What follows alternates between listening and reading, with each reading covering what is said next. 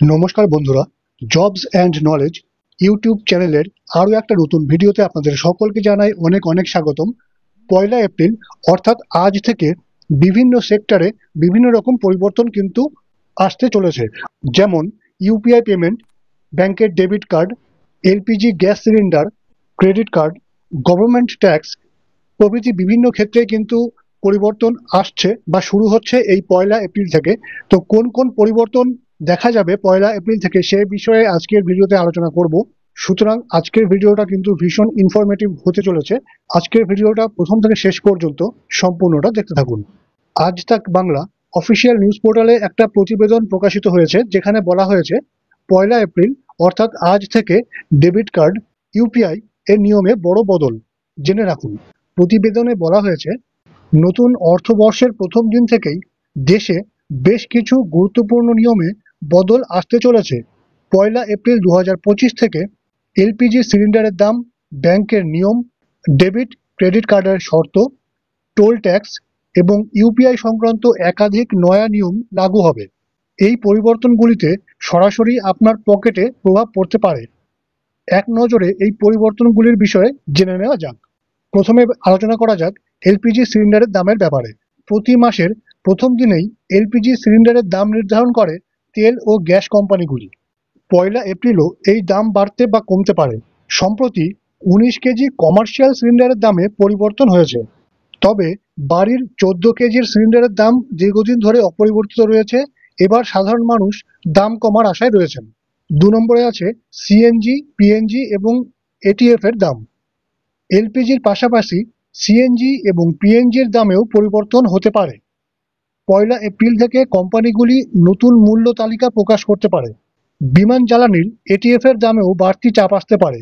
এর ফলে বিমান ভাড়া আরও বাড়তে পারে বলে আশঙ্কা করছেন অনেকে। এবার 3 নম্বরে বলা হয়েছে ইউপিআই অ্যাকাউন্ট বন্ধ হতে পারে। এটা কিন্তু বন্ধুরা একটা গুরুত্বপূর্ণ বিষয়, কারণ ইউপিআই আমাদের দৈনন্দিন জীবনের একটা অঙ্গ। 1 এপ্রিল থেকে ইউপিআই পরিষেবার নিয়মে পরিবর্তন আসছে। দীর্ঘদিন ধরে ইউপিআই পরিষেবা ব্যবহার না করলে সংশ্লিষ্ট মোবাইল নম্বরে লিংক করা ইউপিআই অ্যাকাউন্ট বাতিল করা হবে। তাই নিয়মিত ইউপিআই পরিষেবা ব্যবহার করা জরুরি।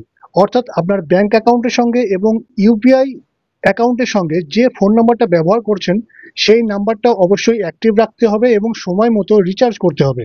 যদি দীর্ঘদিন সেই মোবাইলটা রিচার্জ না করে আপনি ফেলে রাখেন, তাহলে কিন্তু আপনার যে ইউপিআই সেটা কিন্তু কাজ করা বন্ধ হয়ে যাবে, ইউপিআই কিন্তু কাজ করবে না। সরকারিভাবে এমনটাই কিন্তু জানানো হচ্ছে।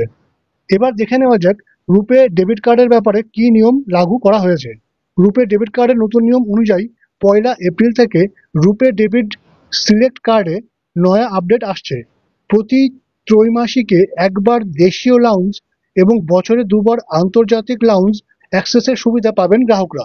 দুর্ঘটনায় মৃত্যু বা স্থায়ী অক্ষমতার জন্য 10 লক্ষ টাকার কভারও থাকবে।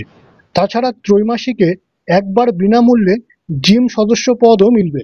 এবার দেখে নেওয়া যাক ইউনিফাইড পেনশন স্কিম বা ইউপিএস এর কি পরিবর্তন হয়েছে। 1 এপ্রিল থেকে কেন্দ্রীয় সরকারি কর্মচারীদের জন্য ইউনিফাইড পেনশন স্কিম বা ইউপিএস চালু হচ্ছে। কর্মীরা এনপিএস বা ইউপিএস যে কোনো একটি স্কিম বেছে নিতে পারবেন। ইউপিএস এর অধীনে সর্বনিম্ন পেনশন হবে 10,000 টাকা মাসিক, যদি কর্মচারী ন্যূনতম 10 বছরের পরিষেবা দেন। এরপর 6 নম্বরে বলা হয়েছে ক্রেডিট কার্ডের রিওয়ার্ডে বদল। 1 এপ্রিল থেকে এসবিআই এর সিম্পলি ক্লিক ক্রেডিট কার্ডে সুইগি রিওয়ার্ড পয়েন্ট 5 গুণ থেকে কমিয়ে অর্ধেক করা হবে। এয়ার ইন্ডিয়া সিগনেচার পয়েন্টও 30 থেকে কমিয়ে 10 করা হবে।